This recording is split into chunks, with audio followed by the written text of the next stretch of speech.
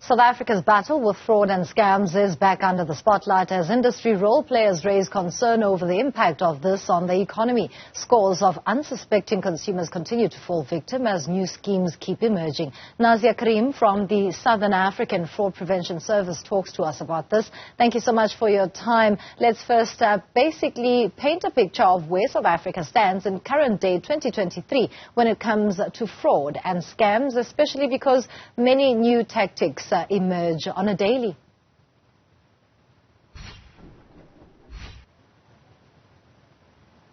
Good morning. How are you? I'm well, thank you. Thank you for having us on our show, on your show, rather. Now, talk to us about the current status of South Africa dealing with fraud and scams, given the new tactics that continue to emerge. Unfortunately, we're still seeing a rise in the volume of fraud compared to, compared to last year. We have seen an increase in a 37% increase in the number of incidents that were reported to SAFPS. And I think, unfortunately, we need to pay a bigger attention to fraud and scams in general. And we need to understand that it is something that is terribly affecting our consumers who are suffering right now from the economic situation we are currently in terms of the rising interest rates and fuel rates that have now impacted many consumers financially. And Nazia, do you find that it is becoming more popular that those who fall victim are not necessarily maybe a big corporation or big banks, but an ordinary South African? Unfortunately, yes, that is true. Most of the frauds and scams are targeted against the everyday person and the working class, people who have the money, people who are earning the money, people who are actually in desperate situations looking for a way out. Recently, we have noticed that the consumers who are suffering in terms of financial status are looking for loans.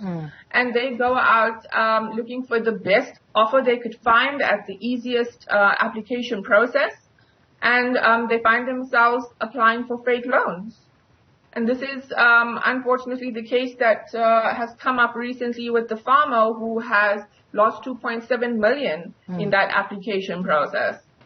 What's to be said about recourse then? And here I'm really asking about these matters being tackled and maybe consumers who have been duped finding some sort of resolution. Well, the first thing that the consumer has to do is he has to know what is the process. What do I do when I apply for a loan? What are the institutions that are offering these facilities? Are they registered with the regulator? If they're not regulated institutions, the likelihood is that you are going to have difficulty with them, and they may in fact be fraud and scam related institutions. As we know, in South Africa, the National Credit Regulator allows only registered institutions to give out loans. And in this case, the consumer needs to make sure that he goes to the site and he checks to see that these institutions are registered. And should he still fall victim, he needs to register, the victim needs to register a case at the South African Police Services. We need to collect that information to be able to identify the syndicates that are associated to these loan scams. And that information will help us identify that particular syndicate or hopefully apprehend them. Now, that sounds like much of the onus in the reporting stages falls on the consumer. How do we, as a South African public, then address the issue that comes up with measures that need to be put in place to protect the consumer prior to incidents of this nature happening? At this point, we know that there are advancements on the digital side of things, that you may even receive an email that looks authenticated, whereas it's not. And by the time you get to the police station, the police will tell you about jurisdiction. Yes, that is unfortunately true. But SAFPS recently launched YIMA, which was a dedicated scams prevention solution for the consumer. It's free for the consumer. The consumer needs to go through to the website and interact with it. Play with the tools that are available on the website and educate themselves about the different tactics and schemes that the fraudsters are using. For example, if you get a link on a website to apply for a loan, take the link and use the DNS scanner on the actual website, and it will test that particular URL for vulnerabilities, if it's been reported previously for phishing or scamming, if it's been blacklisted, if the website is in fact secure. And if it's not, you shouldn't be using that particular website. And if you look at the red flags that are then pitching up, it should give you a warning as a consumer. Listen, this does not feel comfortable. The response I'm getting here is telling me that this is not legitimate. Maybe I should stay away. In addition, there's a little bit of an education process that also needs to take place. Yeah. And on the website, loan scams are generally advanced fee scams.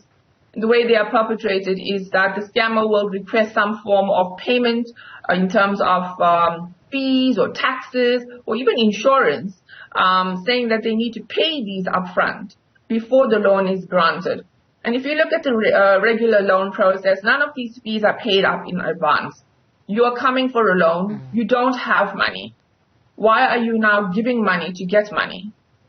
It's supposed to work the other way around. And any insurance is given after the loan is taken. It'll come out in your installment. So these are things consumers need to educate themselves about. And if you go to the YIMA website and you read about these things, you'll be able to understand what is the target or what is the scheme that's being approached, and also how to prevent yourself from becoming a target or a victim. Lastly, what makes South Africa so ripe for continued fraud and scams and, dare I say, the acceleration thereof? Well, two things. Firstly, we are a growing economy, and we are new to many of the new technologies around the world, and we are very open to trying out these different types of technology. So yes, many of the scammers around the world will use us as a test bed in that sense.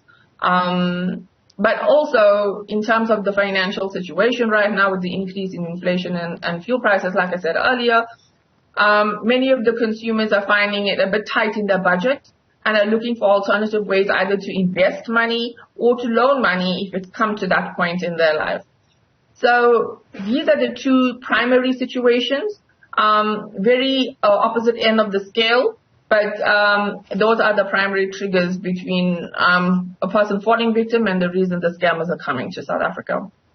Thank you so much for your contribution on this topic. That is Nazia Karrim of the Southern African Fraud Prevention Service talking to us on the business desk this morning about a seeming escalation in fraud and scams in the country.